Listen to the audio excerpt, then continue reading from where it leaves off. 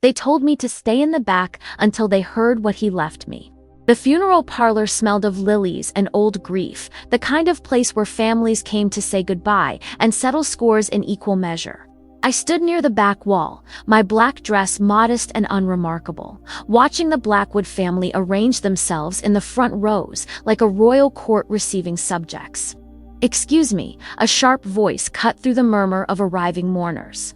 "I don't believe we've met." I turned to face a woman in her 50s, her silver hair perfectly styled, her black suit expensive enough to feed a family for months. Everything about her screamed money and authority, from her diamond earrings to her practiced expression of polite disdain. "I'm Elena," I said simply. "Elena who?" The woman's eyes narrowed, scanning me like a security guard, checking for weapons. "Are you family? A colleague of Charles's?" Before I could answer, a younger woman approached, blonde, beautiful, with the kind of effortless elegance that comes from never having to worry about money. She looked me up and down with barely concealed curiosity. "Mother, who is this?" she asked, not bothering to address me directly. I was just trying to determine that. "Victoria." The older woman's voice carried the authority of someone accustomed to having her questions answered immediately. "She says her name is Elena, but she hasn't explained her connection to Charles." I felt the familiar weight of being judged, measured, found wanting. It was a feeling I'd grown accustomed to over the past 3 years, ever since I'd started working for Charles Blackwood as his live-in caregiver. "I took care of Mr. Blackwood," I said quietly. "I was his nurse." "Ah," Victoria's expression shifted to something between relief and dismissal. "The help? Well, it's nice that you came to pay your respects, but I think you'll be more comfortable in the back. The front rows are reserved for family. The help." 3 years of caring for Charles through his illness. 3 years of being the only person he saw most days. 3 years of reading to him, listening to his stories, helping him maintain his dignity as his body failed him, and I was dismissed as the help. "Of course," I said, because it was easier than arguing, easier than explaining that Charles had been more than an employer to me, that he'd become something like a grandfather in the years since my own family had died. I retreated to the back row, taking a seat behind a pillar where I could see the service but remain largely invisible. It was a position I'd grown familiar with, present but peripheral, necessary but unacknowledged. The funeral parlor filled with what seemed like half the city. Charles Blackwood had been a prominent businessman, a philanthropist, a man whose name appeared on hospital wings and university buildings. The mourners were a mix of society figures, business associates, and politicians, all dressed in expensive black and speaking in the hushed tones reserved for public grief. I watched Charles's family take their places in the front row. His daughter Margaret, the woman who'd questioned me, sat with rigid posture, her face a mask of appropriate sorrow. Beside her, Victoria whispered to her husband, occasionally glancing back at the crowd as if taking inventory of who had come to honor her grandfather. There were grandchildren too, young adults who looked uncomfortable in their formal clothes, who checked their phones when they thought no one was looking. They'd visited Charles perhaps a dozen times in the 3 years I'd cared for him. Brief appearances that left him sad and withdrawn for days afterward. "He was a giant among men," the minister began, his voice echoing in the packed room. "Charles Blackwood built an empire through hard work and determination. But more importantly, he built a legacy of generosity and compassion." I thought about the Charles I'd known, not the public figure being eulogized, but the private man who'd struggled with loneliness and regret. The man who'd told me stories about his late wife, about the mistakes he'd made with his children, about the isolation that had consumed him in his final years. Charles was devoted to his family, the minister continued. A loving father and grandfather who took great pride in the accomplishments of his children and grandchildren. Margaret dabbed at her eyes with a tissue, playing the role of grieving daughter with practiced precision. But I remembered the phone calls Charles had made to her. The invitations to dinner that were declined, the birthday cards that went unacknowledged. I remembered the way his face would fall when weeks passed without a visit from his family. He was also a man of great faith and charity, the minister said. who believed in helping those less fortunate, in giving back to the community that had given him so much. This part was true. Charles had been generous with his wealth, funding scholarships and supporting local charities, but his family had seen his philanthropy as a threat to their inheritance, had questioned every donation and challenged every charitable commitment. As the service continued, I found myself thinking about the Charles who'd existed outside this public narrative. The man who'd been afraid of dying alone, who'd paid me not just to care for his physical needs, but to provide companionship in his final years. The man who'd shared his fears and regrets with someone who had no claim on his fortune. No reason to judge him for his failures. Charles faced his final illness with courage and dignity, the minister said. Surrounded by the love of his family and the comfort of his faith. Surrounded by the love of his family, I almost laughed at the euphemism. Charles had died with me, holding his hand, in a house where his family visited, perhaps once a month, in a bedroom they rarely entered because illness made them uncomfortable. After the service, mourners filed past the casket to pay their final respects. I waited until the crowd had thinned, until the family had finished their public display of grief before approaching the front of the room. Charles looked peaceful in his expensive casket, dressed in the navy suit he'd worn to board meetings and charity galas, but I remembered him in his pajamas and robe, sitting by the window in his wheelchair, watching birds at the feeder I'd installed outside his bedroom. "Excuse me," Margaret's voice was sharp behind me. "I think you've paid your respects. The family needs some private time now." I turned to face her. This woman who'd inherited Charles's sharp features, but none of his warmth. "Of course. I'm sorry for your loss." "Yes, well," Margaret's expression softened slightly, perhaps remembering that I was grieving too. "I'm sure Charles appreciated your service. We'll be sure to include a reference in your final payment." A reference. As if 3 years of caring for her father was just another job, just another line on a resume. "Thank you," I said, because there was nothing else to say. As I walked toward the exit, I heard Victoria speaking to her mother in low tones. "At least we won't have to worry about her anymore. Once we settle the estate, we can close up the house and be done with all of this." Close up the house. The house where Charles had lived for 40 years, where he'd raised his children, where he'd spent his final years looking out windows at gardens he could no longer tend. To them, it was just another asset to be liquidated, another number on a balance sheet. I stepped out into the gray October afternoon, breathing in air that didn't smell of flowers and grief. Tomorrow, there would be a will reading. Charles's lawyer had called to inform me that I was named as a beneficiary, though he'd been vague about the details. I assumed it would be a small bequest, perhaps a few $1,000s, maybe a piece of jewelry that had belonged to Charles's wife. Something to acknowledge my years of service without threatening the family's inheritance. I had no idea that tomorrow would change everything, that the woman they'd dismissed as the help was about to become the most important person in the room. The law office of Morrison, Hartwell and Associates occupied the top floor of the oldest building downtown.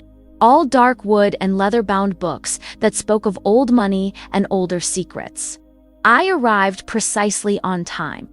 My hands steady, despite the sleepless night I'd spent wondering why Charles had included me in his will at all. The Blackwood family was already assembled in the conference room. Their black funeral attire replaced by expensive business suits that seemed more appropriate for a corporate takeover than a family gathering. They sat around the mahogany table like a board of directors, their faces reflecting the confident expectation of people who'd never doubted their place in the world.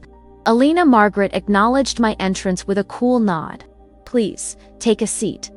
The only available chair was at the far end of the table, separated from the family by an expanse of polished wood that might as well have been a chasm.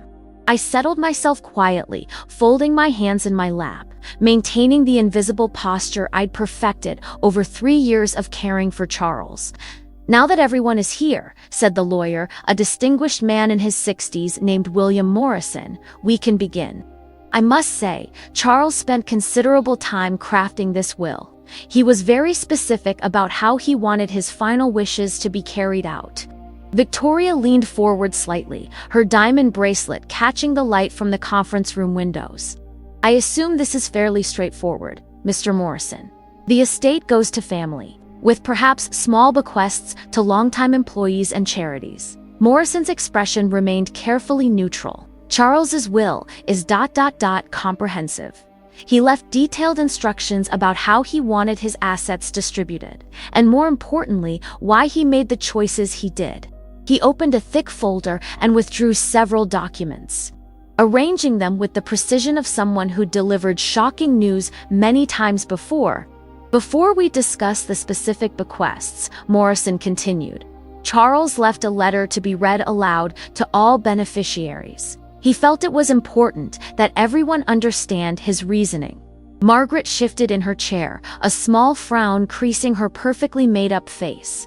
A letter. That seems unnecessarily dramatic. Charles was very clear about his wishes, Morrison replied, picking up a sealed envelope. Shall I begin? The room fell silent, except for the distant sound of traffic and the soft hum of the air conditioning.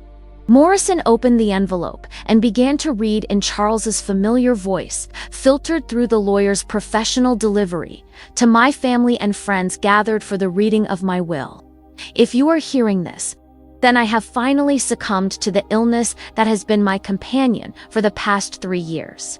I hope my passing was peaceful, and I hope that those who cared for me in my final days know how grateful I was for their presence. I know that some of you may be surprised by the contents of this will, by the choices I have made regarding the distribution of my assets. I want you to understand that these decisions were not made lightly, nor were they made in anger or spite. They were made with careful consideration of what I observed during my final years, of who showed true compassion and loyalty when I needed it most. For 3 years, I lived with the reality of my mortality, with the knowledge that my time was limited and my independence was fading. During those years, I learned a great deal about the people in my life, about who they really were when the facade of social obligation was stripped away. Morrison paused, glancing around the table at faces that were beginning to show signs of concern. Victoria's confident smile had faded, and Margaret was gripping her purse with white knuckles. I learned, Morrison continued reading, that blood relation does not guarantee love, that legal obligation does not ensure compassion, that wealth cannot purchase genuine care or authentic connection. I also learned that sometimes the most profound relationships develop in the most unexpected circumstances, that love and loyalty can be found in the most unlikely places. That family is not always defined by genetics or legal documents. I felt my cheeks flush as the implications of Charles's words began to sink in. Around the table, the Blackwood family was exchanging glances that ranged from confused to alarmed. During my illness, I was cared for by Elena Vasquez, a woman who came into my life as a professional caregiver, but who became something much more precious, a true companion, a genuine friend, a daughter of the heart if not of the blood. Elena sat with me through long nights when pain made sleep impossible. She read to me when my eyes grew too weak to see the words myself. She listened to my stories, my regrets, my fears about dying alone. She treated me not as a burden or an obligation, but as a human being worthy of dignity and respect. More importantly, Elena asked for nothing in return. She never inquired about my will, never suggested that her care might be rewarded, never treated me as anything other than a person who needed help. Her compassion was pure, uncontaminated by self-interest or expectation. Margaret stood abruptly, her chair scraping against the hardwood floor. This is ridiculous. Father was clearly not in his right mind. This woman obviously manipulated him, took advantage of his illness to influence his thinking. Please sit down, Mrs. Blackwood, Morrison said firmly. Charles anticipated this reaction, which is why he had his mental competency evaluated by 3 independent physicians just 6 months ago. All 3 confirmed that he was of sound mind and fully capable of making legal decisions. Margaret sank back into her chair, her face pale with growing understanding. Morrison continued reading. I know that my family will be shocked by my decisions, perhaps even angry. They will claim that Elena manipulated me, that she took advantage of my illness to secure financial gain. This accusation would be deeply unfair to a woman who never asked for anything beyond her agreed-upon salary. The truth is that Elena gave me something my family could not or would not provide. She gave me her time, her attention, her genuine care. She made my final years bearable, even meaningful, in ways that no amount of duty, visits, or obligatory phone calls could match. Victoria's husband whispered something in her ear, and she shook her head sharply, her eyes fixed on Morrison with growing alarm. I want to be clear, Morrison read, that I do not blame my family for their absence during my illness. They have their own lives, their own responsibilities, their own discomfort with aging and death. But I also cannot ignore the reality of who was present when I needed care, who showed up day after day without complaint or expectation of reward. Elena, if you are hearing this, I want you to know that caring for me was not a burden you carried alone. You gave me the gift of dignity in my final years, the comfort of knowing that someone saw me as more than just a dying old man. You listened to my stories, laughed at my jokes, treated me like the person I still was inside a failing body. I felt tears starting, remembering all those quiet evenings when Charles would tell me about his youth, his adventures, his dreams that had been fulfilled, and those that had been abandoned. He'd been so much more than the frail man in the wheelchair. He'd been a storyteller, a philosopher, a friend. The decisions I have made regarding my estate reflect not anger toward my family, but gratitude toward someone who showed me kindness when I needed it most. I hope that in time, my family will understand that love cannot be inherited or demanded. It can only be given freely and received with grace. Morrison set down the letter and looked around the table at faces that ranged from shocked to furious to confused. Now, he said, shall we proceed with the specific bequests? The silence that followed was deafening. I could feel the weight of the Blackwood family's stares. Could sense their growing realization that this will reading was not going to unfold as they had expected. Mr. Morrison, Margaret said, her voice carefully controlled. Before you continue, I think we need to discuss the validity of this will. Clearly, my father was under undue influence, Mrs. Blackwood. Morrison interrupted. I can assure you that this will was prepared with the utmost care and attention to legal requirements. Charles was evaluated by medical professionals, consulted with multiple attorneys, and took every precaution to ensure that his wishes would be legally binding. He picked up another document, and I noticed his hands were steady despite the tension in the room. Shall we continue with the reading? Around the table, the Blackwood family nodded reluctantly, their faces reflecting the dawning understanding that their assumptions about Charles's estate were about to be challenged in ways they had never imagined. I sat quietly in my chair at the end of the table, my heart pounding with anticipation and dread, waiting to learn what Charles had decided my 3 years of care were worth. Morrison opened the formal will document, his expression grave as he prepared to deliver news that would reshape the lives of everyone in the room.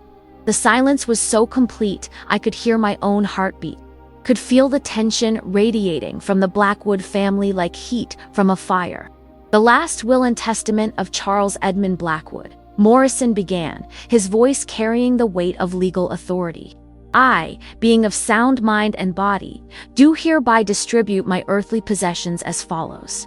Victoria gripped her husband's hand, her knuckles white with tension. Margaret sat rigid in her chair, her breathing shallow and controlled. The grandchildren looked confused, sensing the adult's anxiety but not understanding its source.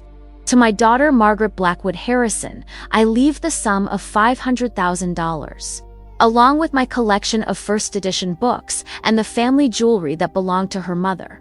Margaret's face showed a mixture of relief and confusion. $500,000 was a substantial sum, but for a man worth tens of millions, it seemed almost modest. To my granddaughter Victoria Harrison, I leave the sum of $300,000 and the painting collection from the main house. Victoria's relief was visible, but like her mother, she seemed puzzled by the relatively modest bequest from a grandfather whose wealth was legendary. To my great-grandchildren, I leave educational trusts of $100,000 each, to be used for college expenses and professional development. Morrison paused, consulting his notes. There are also smaller bequests to longtime employees, various charities, and the church. Margaret leaned forward. And the rest, the house, the business interests, the bulk of the estate, Morrison's expression remained carefully neutral. Charles was very specific about the remainder of his estate. To Alina Vasquez, who cared for me with compassion and dignity during my final years. I leave the family home at 1247 Elm Street, along with all furnishings and personal effects contained therein. The words hit the room like a physical blow. Victoria gasped audibly, and Margaret's face went white with shock. I felt as if the air had been sucked from my lungs, as if Morrison had announced something impossible, incomprehensible. "That's impossible," Margaret said, her voice rising. "The house has been in our family for 60 years. It's worth $3 million. There's more," Morrison continued, his voice steady despite the chaos erupting around him. "I also leave to Alina Vasquez my business interests in Blackwood Industries, including all stock holdings, real estate investments, and subsidiary companies." The silence that followed was deafening. Victoria stood up so quickly, her chair toppled backward, clattering against the hardwood floor. "This is insane," she said, her voice shaking with rage. "You're telling us that our grandfather left his entire fortune to his nurse, to someone he knew for 3 years." Morrison consulted the will again. "The business interests are valued at approximately $18 million.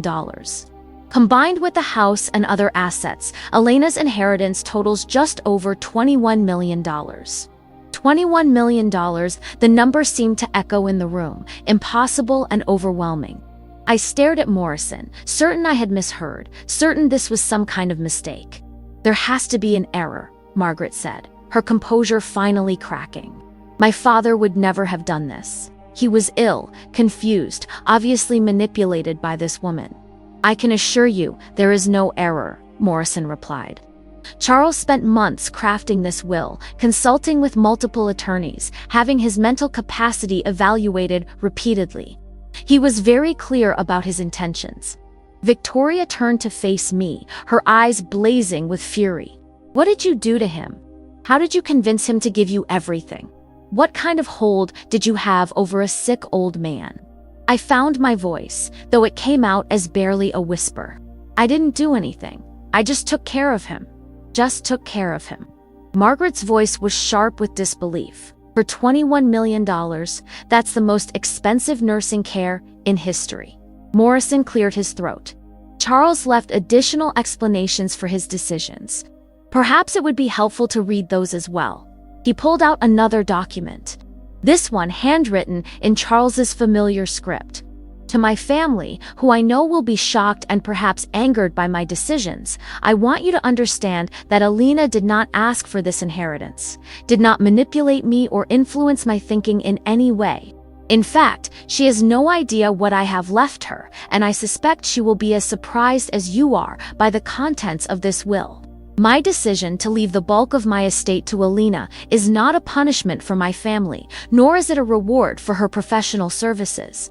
It is a recognition of something far more valuable than money. It is a recognition of love freely given, of compassion offered without expectation of return, of dignity preserved in the face of illness and death. For 3 years, Alina was the only person who saw me as Charles the man, rather than Charles the dying patriarch or Charles the source of inheritance. She listened to my stories not because she had to, but because she genuinely cared about my life, my experiences, my thoughts and feelings. When I was in pain, Alina sat with me through the night, not because it was her job, but because she couldn't bear the thought of me suffering alone. When I was afraid, she offered comfort without judgment. When I was lonely, she provided companionship without obligation.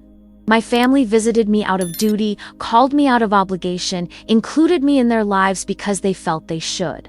Alina included me in her life because she wanted to, because she saw value in an old man's company, because she treated me like family when my actual family treated me like a burden. Margaret stood up abruptly, pacing to the window. This is emotional manipulation. He's making us sound like monsters for having our own lives, our own responsibilities. Morrison continued reading. I know my family will say that Alina was paid to care for me, that her kindness was professional rather than personal. But I have observed the difference between professional care and genuine affection, between duty and love. Alina brought me flowers from her own garden because she thought they would brighten my room. She cooked my favorite meals on her days off because she knew I missed the tastes of my childhood. She shared stories about her own family, her own struggles, treating me like a friend rather than an employer. When Elena's mother died last year, she grieved openly in my presence, allowing me to comfort her as she had comforted me. She trusted me with her pain, her fears, her hopes for the future. She made me feel useful again, needed again, valued for something other than my money. I remembered that day, remembered how Charles had held my hand while I cried for my mother, how he'd shared his own memories of loss and grief. He'd been so much more than an employer. He'd been a father figure, a friend, a source of wisdom and comfort during the darkest period of my life. Alina gave me something my family could not, Morrison read. She gave me her heart, her time, her genuine care and affection. She made my final years meaningful rather than just endurable. She treated me like a person worth loving rather than a duty to be discharged. This inheritance is not payment for services rendered. It is a gift from someone who was loved completely to someone who loved completely in return. Alina earned this, not through manipulation or calculation, but through the simple act of seeing me. Truly seeing me, when everyone else saw only an obligation.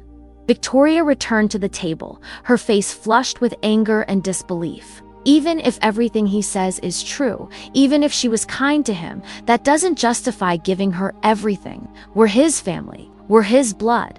Morrison set down the letter and looked around the table. Charles addressed that concern as well. He wrote, "Blood creates obligation, but it does not guarantee love. Legal relationships create duty, but they do not ensure compassion."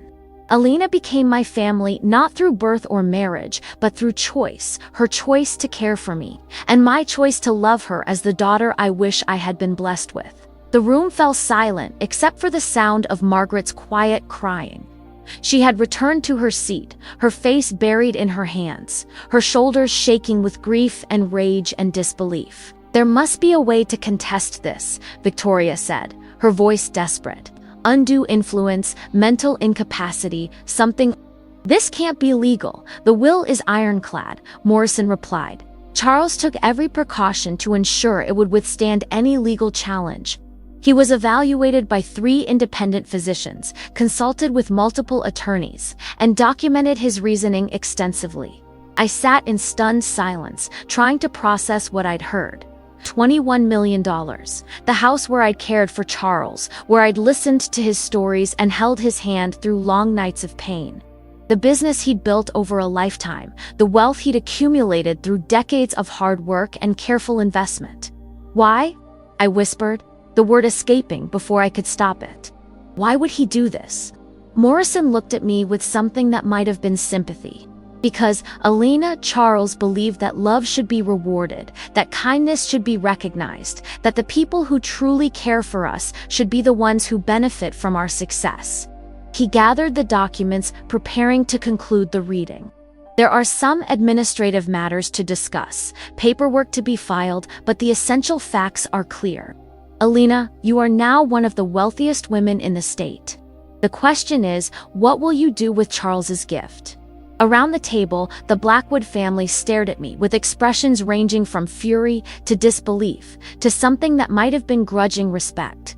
I was no longer the help, no longer the woman they'd told to stay in the back. I was the woman who had inherited everything they'd assumed was theirs. And I had no idea what to do with that power. The silence in the conference room stretched on, heavy with the weight of revelation and the sharp edge of family fury.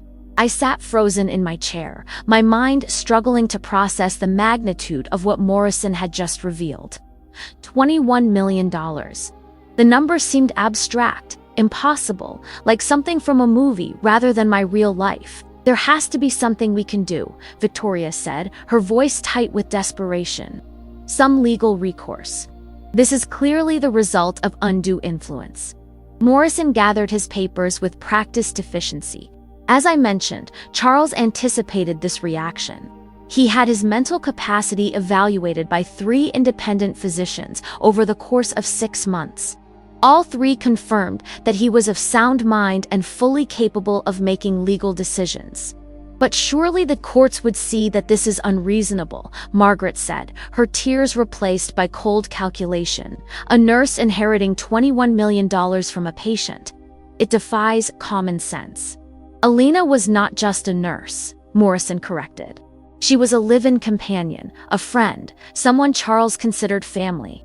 The courts recognize that people have the right to leave their assets to whomever they choose, regardless of blood relation.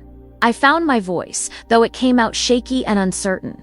Mr. Morrison, I think there's been a mistake. Mr. Blackwood never mentioned anything about this to me. I assumed he might leave me a small bequest, maybe a few $1,000s, but this is impossible. Morrison's expression softened. Alina, Charles was very clear that you were not to know about the will's contents until after his death.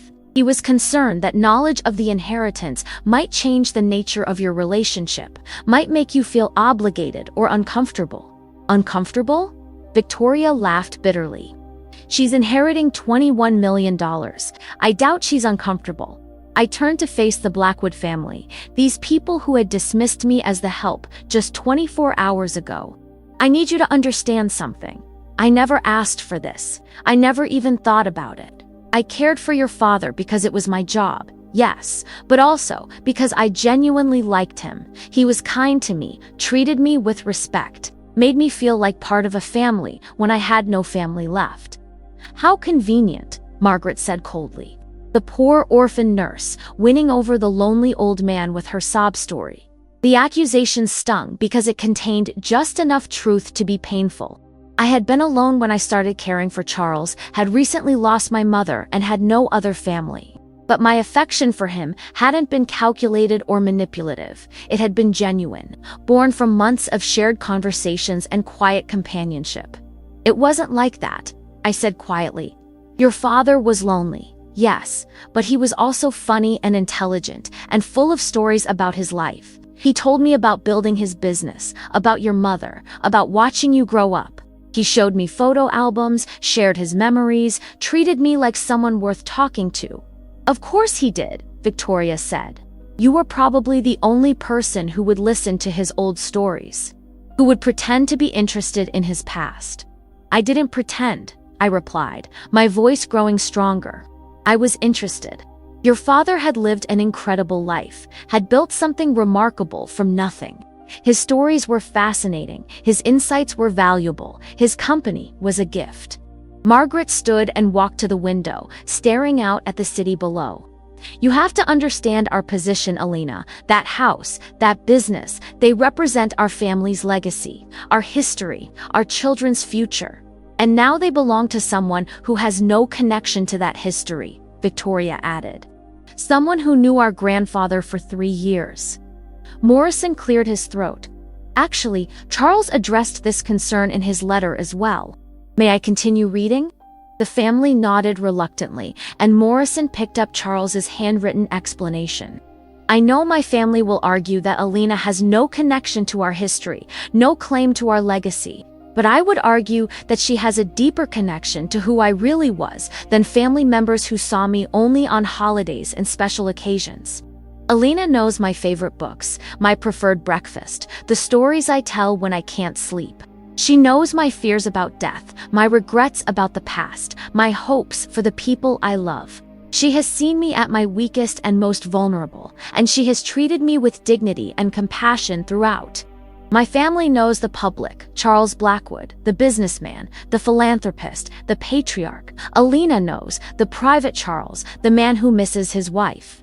who worries about his legacy, who sometimes feels forgotten by the world he helped build. If legacy is about preserving what matters most about a person, then Alina is the perfect guardian of my legacy. She will remember not just what I accomplished, but who I was as a human being. The room fell quiet again. I thought about all those evenings when Charles would tell me about his late wife, about how they'd met at a church social, how she'd supported him through the early struggles of building his business. I thought about the way his face would light up when he talked about Margaret and Victoria as children, before distance and disappointment had crept into their relationships. "There's more," Morrison said, consulting the letter. Charles left specific instructions about how he hoped Alina would use the inheritance. "Instructions?" I asked, surprised. He wrote, "Alina, I hope you will use this gift to build the life you've always dreamed of, but never felt you could afford. Travel, if that's what you want. Go back to school. If education calls to you, start a foundation. If helping others appeals to you, the money is yours to use as you see fit. But I hope you'll remember that the greatest wealth is the ability to make a positive difference in the world." I felt tears starting. Remembering conversations Charles and I had shared about my dreams of going back to school, of maybe starting a program to help other caregivers, of traveling to see the places my mother had told me about, but we'd never been able to afford to visit. He also, Morrison continued, expressed hope that his family would come to understand his decision and that they might find ways to maintain a relationship with Alina. Victoria laughed harshly. "A relationship? With the woman who stole our inheritance?" "I didn't steal anything," I said, my voice firmer now. "I didn't ask for this, didn't manipulate anyone, didn't even know it was a possibility. Your grandfather made this choice on his own, for his own reasons." "His reasons were clearly compromised," Margaret said, turning back from the window. 3 years of isolation, illness, dependency, of course, he became attached to his caregiver. It's a well-documented phenomenon. Morrison set down the letter and looked directly at Margaret. "Mrs. Harrison, I've been practicing law for 35 years. I've seen cases of undue influence, elder abuse, manipulation of vulnerable people. This is not one of those cases." "How can you be so certain?" Victoria demanded. "Because I met with Charles regularly over the past 2 years, both for business matters and for the preparation of this will. He was sharp, articulate, completely aware of what he was doing. More importantly, he never once mentioned Alina during our early meetings. It was only after I'd observed their relationship myself that I understood why he wanted to include her in his will." "You observed their relationship?" Margaret asked. "I visited Charles at home several times to discuss legal matters. I saw how Alina cared for him, how they interacted, how genuinely fond they were of each other. It wasn't the relationship between an employee and employer. It was the relationship between two people who had chosen to care for each other." I remembered those visits, remembered how Charles would always introduce me as his friend rather than his nurse, how he would include me in conversations about books or current events, how he would ask Morrison to explain legal concepts to me as well as to him. Charles also, Morrison continued, made provisions for his family's financial security. $500,000, $300,000, educational trusts for the great-grandchildren. These are not insignificant amounts. They are insignificant compared to 21 million, Victoria said bitterly. Perhaps, Morrison agreed. But they represent Charles's assessment of the relationships he had with each of you, the time and attention you gave him during his final years, the love and support you provided when he needed it most. The accusation hung in the air, unspoken, but clear. The Blackwood family had received inheritances proportional to their involvement in Charles's life, their presence during his illness, their willingness to see him as more than just a source of future wealth. "What happens now?" I asked, still struggling to believe that any of this was real. "Now," Morrison said, "we begin the process of transferring assets, filing paperwork, handling the administrative details of estate settlement. It will take several months to complete, but the essential facts are established." He handed me a business card. "Alina, I'd recommend that you hire your own attorney to help you navigate this process." Managing an estate of this size requires professional guidance. I stared at the card, my hands trembling. 24 hours ago, I'd been a caregiver looking for my next job. Now I was apparently one of the wealthiest women in the state, responsible for managing businesses and properties I knew nothing about. I don't know how to do this, I whispered. I don't know how to be rich. Margaret looked at me with something that might have been sympathy. Neither did we, until we learned. Money changes everything, Alina. It changes how people see you, how they treat you, how you see yourself. Be careful who you trust. It was the first kind thing any of the Blackwood family had said to me, and it came with the weight of hard-earned wisdom. As we prepared to leave the conference room, Victoria approached me hesitantly. Alina, I want you to know that I don't blame you personally for this situation. I think you genuinely cared for our grandfather, and I think he genuinely cared for you. Thank you, I said. But I also want you to understand that this inheritance comes with responsibilities. That business, that house, they represent more than money. They represent our family's history, our grandfather's life work. I hope you'll treat them with the respect they deserve. I nodded, understanding that she was asking me to be a worthy guardian of Charles's legacy, to honor the trust he'd placed in me. As I walked out of the law office and into the bright afternoon sun, I realized that my life had been divided into two distinct chapters, before the will reading and after. The question now was what I would do with the gift Charles had given me, and whether I would prove worthy of the faith he'd placed in me. 6 months later, I stood in the garden behind the Blackwood family home, my home now, watching the sunrise paint the sky in shades of gold and pink. The roses Charles had planted for his late wife were blooming again, their fragrance filling the morning air with memories of the man who had changed my life in ways I was still learning to understand. The house felt different now that it was truly mine. I'd kept most of Charles's furnishings, but I'd also added touches of my own. Photographs of my mother, books in Spanish that reminded me of my childhood, plants that thrived in the sunny kitchen windows. It was becoming a blend of his history and my future, a bridge between the life he'd lived and the life I was learning to build. The business had been more challenging to navigate. Blackwood Industries was a complex enterprise with dozens of employees and multiple revenue streams. I'd hired the best advisors money could buy, but I'd also insisted on learning every aspect of the operation myself. Charles had built something remarkable, and I was determined to be worthy of the trust he'd placed in me. Mrs. Vasquez, my assistant, a young woman named Sarah, who helped me manage the overwhelming details of my new life, appeared on the patio with a cup of coffee and the morning's correspondence. Thank you, Sarah. I tried to get her to call me Alina, but she insisted on the formality. It was one of many adjustments I was still making to a life where people treated me with deference I'd never experienced before. There's a letter from the Blackwood family, Sarah said, handing me an envelope with Margaret's familiar handwriting. And the architect is here to discuss the plans for the foundation building. The foundation. It had been Charles's idea, mentioned in a letter I'd found among his personal papers a month after the will reading. He'd suggested that I might want to use part of the inheritance to help other caregivers, to provide support and resources for people who chose to dedicate their lives to caring for others. The Alina Vasquez Foundation for Caregiver Support was still in the planning stages, but it would offer scholarships for nursing education, respite care for family caregivers, and financial assistance for people who couldn't afford professional care for their loved ones. It felt like the right way to honor Charles's memory while addressing a need I understood intimately. I opened Margaret's letter, curious about what had prompted her to write.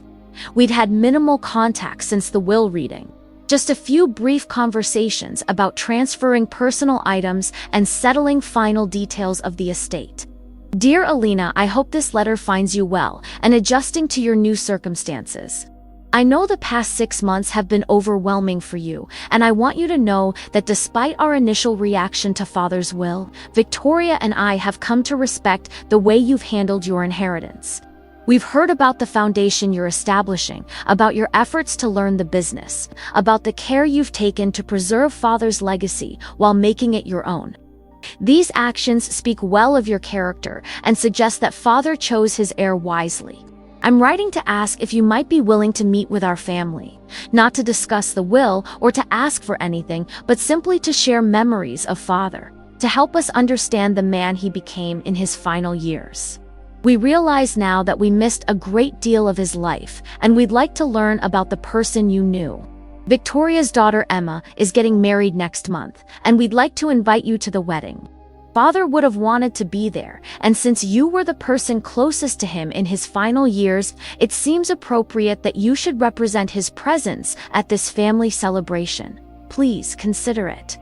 We'd like to try to build the kind of relationship Father hoped we might have. Sincerely, Margaret. I set down the letter, surprised by the invitation and the tone of reconciliation it represented. The Blackwood family had been civil but distant since the will reading, and I'd assumed that was how things would remain. Mrs. Vasquez, the architect, a woman in her 40s with kind eyes and practical clothes, approached from the house. I'm ready to show you the revised plans for the foundation building. We spent the next hour reviewing blueprints and discussing the details of creating a space that would serve caregivers and their families. The building would include classrooms for training, offices for counseling services, and a respite care facility where family caregivers could bring their loved ones for temporary care while they attended to their own needs. This is going to be remarkable, the architect said as we finished our review. A facility like this could serve hundreds of families every year. After she left, I walked through the house Charles and I had shared, remembering the conversations we'd had about making a difference in the world. He'd been passionate about philanthropy, but he'd also been frustrated by the impersonal nature of most charitable giving. The best charity, he'd told me once, comes from understanding real need, from having lived the experience you're trying to address. You understand what caregivers need because you've been one. That makes your perspective invaluable. I found myself in Charles's study, my study now, looking at the photograph of him and his late wife that still sat on the desk. They looked so young in the picture, so full of hope and possibility.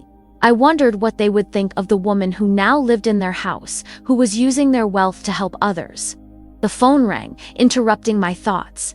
It was Victoria, her voice warm but slightly nervous. Alina, I hope I'm not calling at a bad time. I wanted to follow up on Mother's letter, to personally invite you to Emma's wedding. That's very kind of you, I said. I was surprised by the invitation. We've been talking as a family about Grandfather's will, about the things he wrote in his letters to us. We realize now that we were so focused on the money that we missed the real message. That he wanted us to understand the value of genuine relationships, of caring for each other without expectation of reward. Victoria paused, and I could hear the emotion in her voice. We also realized that you were the person who gave him that kind of relationship in his final years, and we're grateful for that. We'd like to try to build something similar with you, if you're willing. I'd like that, I said, and meant it. Your grandfather talked about all of you constantly. He loved you very much, even when he was disappointed by the distance between you. We know. And we're trying to do better, to be the kind of family he wanted us to be. Having you there for Emma's wedding would mean a lot to all of us. After I hung up, I sat in the quiet study, thinking about the strange journey that had brought me to this moment. A year ago, I'd been a caregiver looking for work, someone who existed on the margins of other people's lives. Now, I was a philanthropist, a business owner, a woman with the resources to make real change in the world. But more than that, I was someone who had been chosen, who had been seen and valued and loved by a man who could have left his fortune to anyone. Charles had given me more than money. He had given me proof that kindness matters, that love freely given is never wasted, that the relationships we build through genuine care and attention are the most valuable things we can create. The foundation would be my way of honoring that lesson, of using Charles's gift to help other people experience the dignity and respect that every person deserves, especially in their most vulnerable moments. As the sun set over the garden Charles had tended for 40 years, I made a decision. I would attend Emma's wedding, would try to build bridges with the Blackwood family, would work to create the kind of relationships Charles had dreamed of for all of us. I would also continue the work he'd started, using his business acumen and philanthropic vision to make a difference in the world. But I would do it my way, with the understanding that came from having been on both sides of the caregiving relationship, with the knowledge that love and money are not the same thing, but that money can be a powerful tool for expressing love. Charles had told me once that the greatest inheritance he could leave was not wealth, but wisdom. The understanding that we are all connected, that caring for each other is not just a job, but a calling. That the measure of a life well lived is not what we accumulate, but what we give away. I was still learning to live up to that inheritance, still figuring out how to be worthy of the trust he'd placed in me. But I was no longer the woman they'd told to stay in the back, no longer someone who could be dismissed or overlooked. I was Alina Vasquez, heir to the Blackwood fortune, guardian of Charles's legacy, and living proof that love freely given can change everything. The back row had become the front row, and I was finally ready to claim my place there.